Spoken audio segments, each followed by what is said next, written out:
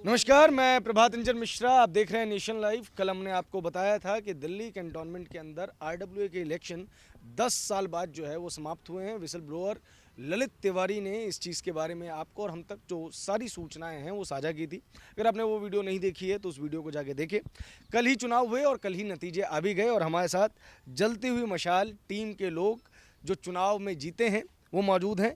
शिकारी जी से हमने कल भी बात की थी। पहले तो आपको ढेरों बधाई, आप प्रेसिडेंट जो हैं आरडब्ल्यूए के बने हैं। और बड़ी बात ये हो जाती है कि 10 वर्ष का चुनाव जो है 10 वर्षों के बाद चुनाव हुआ और उसके बाद जो एक थंपिंग मेजोरिटी है वो आपको मिली है।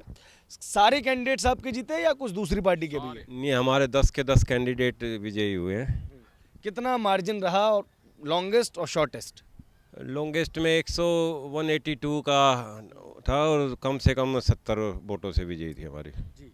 अब बड़ी चीज़ ये होती है कि 10 सालों बाद चूंकि इलेक्शंस हुए हैं और इलेक्शंस कंडक्ट करवाए गए हैं तो मतलब जनता की कुछ ना कुछ अपेक्षाएं होंगी। कैंटोनमेंट का इलाका अगर देखा जाए तो बेहद शांत इलाका है।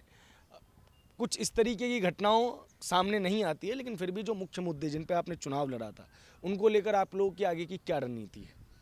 हमारी यही रणनीति है, हर कॉलोनी में हम एक रजिस्टर बनाएंगे और 3 बंदों की एक कमेटी और बनाएंगे जो जनरल वहीं कॉलोनी के बंदे होंगे।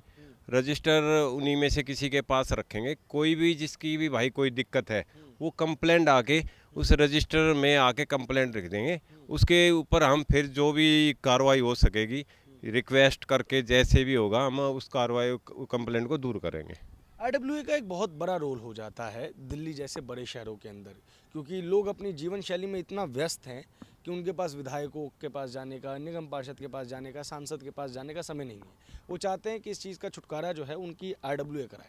कई जगहों पे हम देखते हैं कि आरडब्ल्यूए भी जो है वो जनता की पहुंच से दूर चली जाती है। यहाँ पे क्या आप लोग दूर रहेंगे या नज़दीक बनने का कुछ प्रयास करेंगे?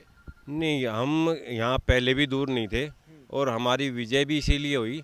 हम बगैर इसके आरडब्ल्यूए के ही काम कर रहे थे और अपनी कॉलोनी में जो भी कार्य था हम चाहे एमएलए के थ्रू या पार्षद के थ्रू हम उस कार्य को करा लेते थे या अपने किसी भी आर्मी ऑफिस के थ्रू हम वो काम करवा लेते थे।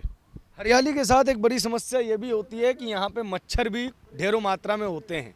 इस चीज़ को मैं महसूस कर पा रहा हूँ।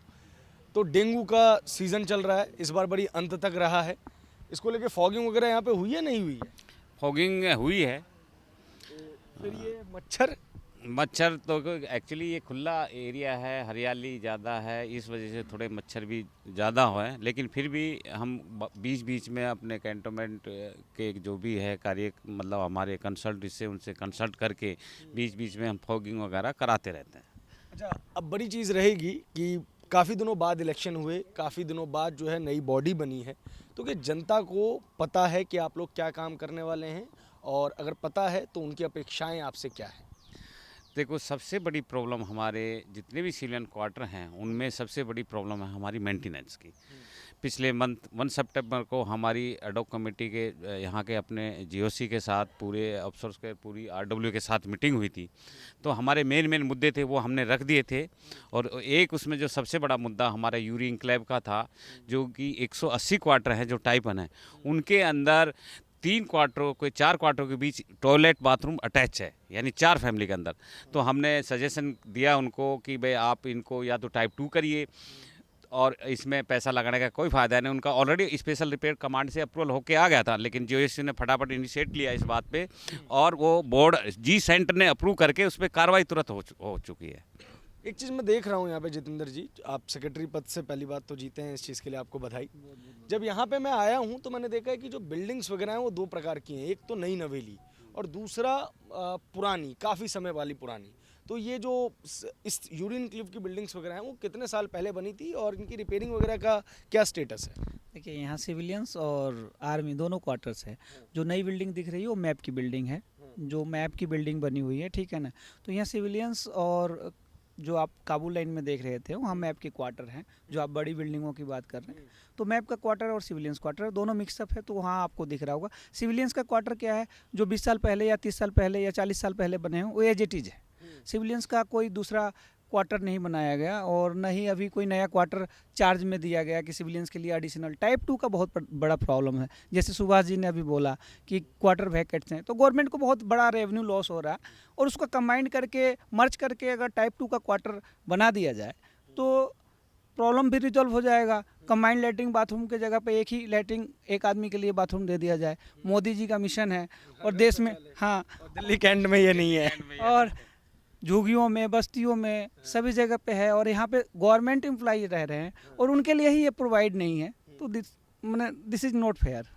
एक समय जब ये बनाया गया था तब तो शायद चलो ये चीज़ जायज़ रही हुई होगी, लेकिन आज के समय में तो लगता है कि जब नॉन दिल्ली कैंटोनमेंट के लोग जब दिल्ली कैंटोनमेंट में आते हैं तो कहते हैं यार आप लोगों का जीवन तो स्वर्ग में है, लेकिन जब अंदर की परतें खुलती हैं तो पता चलता है कि नहीं जी, यहाँ पे तो हालत हमसे ज़्यादा ही बदतर है। पर्दे के पीछे बहुत कुछ होता है, सभी जगह पे होता है, हम इस चीज़ से वाकिफ़ भी हैं। बट यहाँ पे जो भी है ग्रीनरी है तो मच्छर जाहिर से है और बहुत सारे प्रॉब्लम्स है। मुद्दे की बात करेंगे तो बहुत बड़ा मुद्दा है और अपेक्षाएं तो बहुत है आरडब्ल्यू से लोगों को, क्योंकि 10 साल बाद हुआ है और लोगों ने बढ़ चढ़ के हिस्सा लिया, हमें मतदान दिया। हम कोशिश करेंगे, हमारी पूरी टीम कोशिश करेगी कि हम उनके विश्वास पे खड़ा उतरें और मुद्दों को मुखरता के साथ उठाएं और जितनी भी एजेंसियां हैं गवर्नमेंट की, उनसे बात करके जल्दी से जल्दी हम उसका निपटारा कराएं और पॉजिटिव वे में हम उनको अप्रोच करें और जो भी प्रॉब्लम है वो रिजॉल्व कराने की कोशिश करें।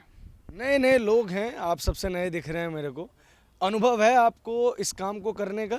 बिल्कुल अनुभव है। तो एक बात बताइए कि अपने मुद्दों को लेके जाएंगे किन के पास? क्योंकि यहाँ पे जब हम देखते हैं, हाँ हालांकि आपके पास एक एमएलए हैं, लेकिन निगम के कामों के लिए आपके पास एक सेपरेट यूनिट भी है। चीज़ें मेंटेन्ड तो हैं, लेकिन हाँ और बेहतर हो सकती हैं। तो जैसे मच्छर है, एक बहुत बड़ी समस्या है सिविलियंस के लिए, कंबाइंड लैट्रिन बाथरूम की चीज़ें हैं। इन मुद्दों को लेके किन के समक्ष रखेंगे अपनी बातें? एक वर्ड होता है थ्रू प्रॉपर चैनल, आपने देखा होगा हर एक लेटर में लिखा रहता है, तो हम थ्रू प्रॉपर चैनल जाएंगे।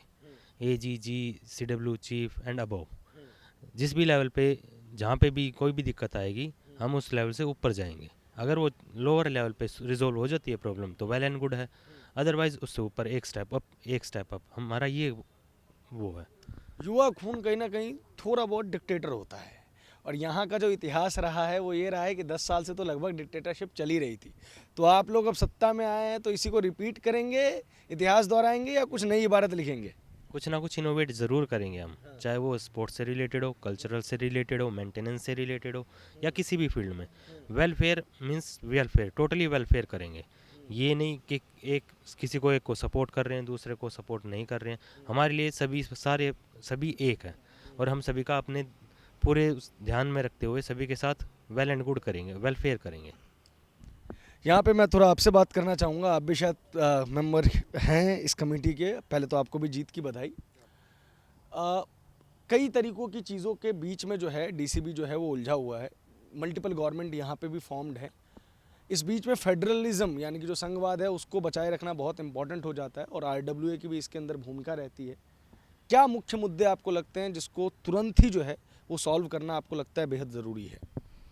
देखो, मुद्दे तो हमारे सबसे पहले यही है, जो हमारी मेंटेनेंस वगैरह, जो हमारे लोगों को बहुत परेशानी हुई है, 10 साल जो परेशानियां झेली है, जो पुराने लोग जैसे भी करा है, जो भी ठीक किया है, तो उन मुद्दों को सबसे पहले हम कोशिश ज़्यादा से ज़्यादा प्रयास करेंगे उनको निपटाने के लिए। तो आज आप लोग शक्ति प्रदर्शन करने वाले हैं? नहीं, हमारा रैली जो है शक्ति प्रदर्शन करके नहीं है, हमारी रैली होगी एकता शक्ति प्रदर्शन, क्योंकि एकता में ही शक्ति है, बिना एकता का शक्ति नहीं है। आभार यात्रा, आमतौर पे जो शक्ति यात्रा होती है, शक्ति प्रदर्शन होता है, उसको सॉफ्ट वर्ड में धन्यवाद यात्रा, आभार यात्रा, इसमें तब्दील किया जाता है। पहले तो आप सभी को बहुत बहुत बधाई।